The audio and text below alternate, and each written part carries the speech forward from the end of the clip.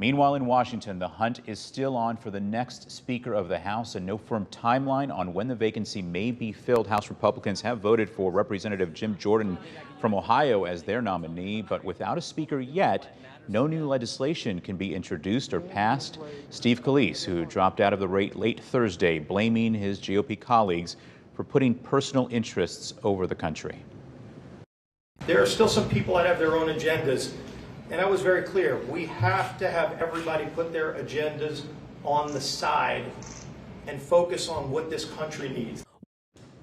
News 8 spoke to the chair of the Scott County Republican Party for their take on the situation in Washington. People are waiting for them to make a decision, and it sounds like they're doing it the right way. They're working through it. They're not going to go for a vote on the floor until they've reached a consensus. So they're working through it, and they've got two great candidates. So it'd be a tough choice, and we'll be thrilled with either one of them that they choose.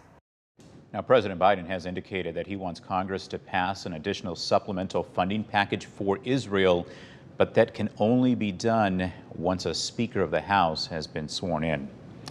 Right, with a Speaker of the House in place, there is a big problem for Congress to address. In 35 days, the government will run out of money again, and lawmakers need to approve a new spending budget. Today, Illinois Representative Eric Sorensen expressed his concern for approving a new House leader and then digging in and making sure the government is operating the way it needs to.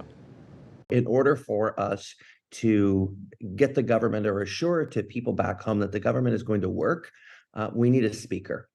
And so it's time for people to put their partisan bickering aside and to be able to say what's best for the country.